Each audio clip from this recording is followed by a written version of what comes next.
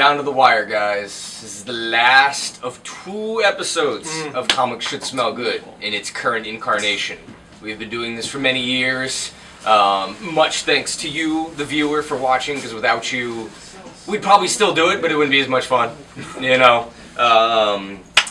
Yeah, you know, things are kind of moving here, changing, been rearranging all day. When you come in this morning, or today, Wednesday, you might see some stuff not there anymore. It's a little sad, it's a little depressing, but, you know, the time has come. And yeah, we got a few things for you this week. I think Mr. Morgan, way over on the end over there. Oh, Mr. who, me? Mr. Hare. Yeah, you. Yeah, Mr. Hare might have something to start with. Jeez, yeah, I guess, man. I'm. This is hard to do. It's hard to do. I know. It's really, it's been tough on us. It really has. You know, and we feel the pain of all of you out there. You know what I have here? I've got the very last issue of Batman that will ever be sold in these hallowed halls of Zanadu Comics. Batman issue 39. This is part 3 of Super Friends, exploring the friends of Batman. We had a nice little 2-part story of a double date with Batman, Selina, Clark, and Lois. Ended at a awkward little carnival with some suit switching going on and all that. You know, that was fun. That was real fun. But now it's getting intense when Wonder Woman comes into things. There's if you're like me and grew up on the Justice League animated series, you remember Batman and Wonder Woman were the couple. They were really leaning into that. They were really pushing that one. And now that Batman's getting married, Diana's kind of like, so what's going on, Bruce? What's up? You know? It's like you know they had the story where they had Catwoman and Talia with a vetting process. Right. This is part 2. This is part 2. Well, it's because to marry Batman, you got to fight all his old girlfriends. Exactly. It's kind of a a Scott Pilgrim. It is totally a Scott Pilgrim thing. That's right. Yeah. Reversed. Yeah. But this sees Diana and Bruce drawn into an ages-old conflict in another dimension, full of never-ending hordes for the safety of our world and all others. A dimension where time doesn't quite pass the same as it does here. You know, it's only an hour on our side, but on their side it's like 10 years. And, you know, a lot can happen, even if you're engaged. Like, you spend 10 years with the same person, you know. Dude, Lost already explained that. Lost did a whole lot with that. Yeah, it's really going to test the integrity of this bat engagement. Dun dun dun. And if you're as old as me, you remember the original. You grew up on the Super Friends, the actual Super Friends cartoon. Yeah, I watched some of that on DVD. You're not special, Will. Yes, but I actually saw it there. It's not even good. It was! That's a lie, man. You get to watch awesome. Superman literally save the whole Justice League that are in a cage. Yeah, exactly. And it's open. They get thrown into space, and he just goes and grabs them, and then they all survive re-entry as they come back to Earth. Dude, and it gives the Legion of Doom with the most awesome headquarters in the swamp. On to some brand new DC. This is the New Age of Heroes, and I guess this is the first and only issue of this. We're going to get in Zanadu. Damn. So, I better make this special. This is the first of the DC New Age of Heroes. This is a whole new line of brand new characters. Well, some are kind of revamped characters, new take on characters, spinning out of the Dark Multiverse as revealed in Dark Knight's Metal. But this is a brand new guy, Ethan Avery. He signed up to be a soldier, and he's been turned into a monster for the U.S. government, doing all kinds of missions. And his first mission goes a little out of control, and he attracts. There seems to be a new power player in the DC kind of government, and then of course there's the ultimate power player behind the scenes, Amanda Waller, and you know, some little project she's got on the side that might get involved. Well, this is Tony Daniel. He's doing the art. I'm a big fan of his art. He's also co-writing with a Robert Venditti. Anyway, the guy who writes a lot of the Green Lantern stuff and does a great job at it too. So, so there you go. Meet Ethan Damage. Come feel the damage. #1. Ethan Damage. That's a good wrestling name. That is a good wrestling name. My first pick is the second issue of Rumble, Volume 2 from Image Comics. This was John Arcudi and James Herron's book that the most awesome David Rubin has now taken over.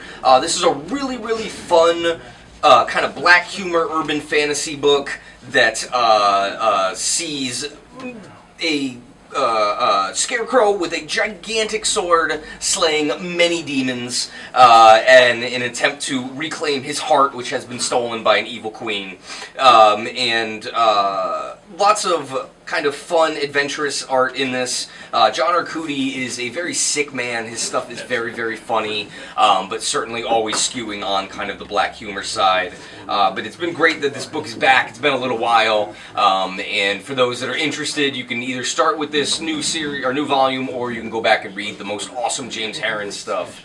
I love James Harren. He's amazing. It's true. Wow. Well, my second and final pick for the day. God, this is hard to do. I know.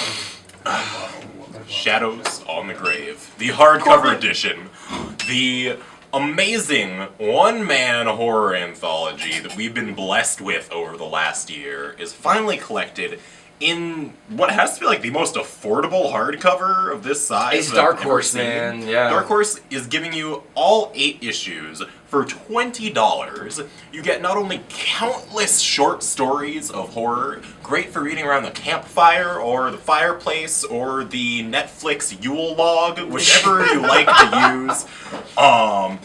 As well as the serialized Danaeus story, telling the story of, I don't know, is he an ancestor? He's an ancestor or, of Den. Yeah, ancestor of Den from, if you remember that old heavy metal movie. I know this is back before I was born, so I shouldn't actually have seen this ever, but since it's 2018, I actually do have the technology to go back and watch that. And I did like 10 years ago when I saw it, okay, Will? Yeah, no, it's a good comic, though. I don't know how I follow up that, but I will. Here's the latest chapter of the Mighty Thor. This continues the amazing Marvel Legacy story, The Death of the Manifold. This is kind of the swan song of Jane Foster, Jason Aaron, Russell Dowdleman. They unleashed hell on all the 9 realms. The Mangog, which is this crazy monster that's like the monster that's made of 1 billion dead victims and souls, just angry, mean. There's a death in here. I haven't seen a death that shocking since. Do you remember in Siege when the Sentry ripped up Ares? You remember that? Yeah, and his guts were all over the place, Yes. and Maria Hill couldn't say, like, the S word. Exactly. Like, if the comic book, that would have been like, oh. Right. There's the kind of a death, kind of almost like that in this, that's amazing. But it's like, I mean, Mangog is at the door. There's a special doctor consulting on the thing. Ooh. So Jane Foster's trying to decide, she's kind of been given this choice. And what's she going to do? Because in her mortal form, she's been battling cancer. Oh, wow. And, every time she goes and does the heroic thing, it costs her mortal life. So we're getting close to what could be some, thank you very much, what could be some major, major changes for Thor and what it means for the Avengers and the entire, and... the Odin's son may be worthy again soon, I guess? I don't know. I just tell you, like, Jason and Russell... They are there's this team and they've created there's this incredible epic. And I think it's going to be one of those things when people think Thor, they're going to be like, yes. Yeah. Kirby. Simonson. Yeah. Aaron and Dowderman.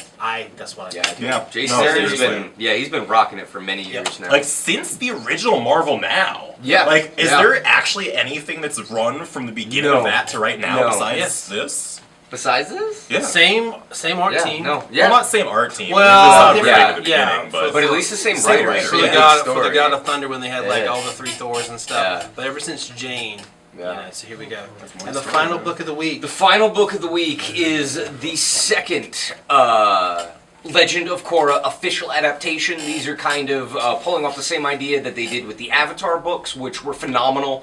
The series creators, Brian Konietzko and Michael Dante DiMartino, have been writing these and overseeing what has been the official continuation of one of the greatest American animated television things ever put forth. If you've never watched it, you really need to sit down and watch Avatar, Korra. They're very uplifting, very powerful stories. And it's really cool to see the continuation of these characters. Korra and Asami had vanished at the end of the series, and so now this is them teaming up with some of the remaining members of the cast to fight various things and continue their adventures. But yeah, and art by Irene Coe. And yeah, this will be the last one of this that we're getting to. The last issue of Thor. Man, we're just A lot of depressed, that. all right? We're just depressed here, and it's really unfortunate that we're closing. And I, for one, am clearly not bitter at all. So, all right, guys, we love you. Thank you for watching, and get ready next week for what will be the final episode of Comic Should Smoke. Oh God, I know. I'm not ready. I'm not either. All right, we'll see you there. Bye.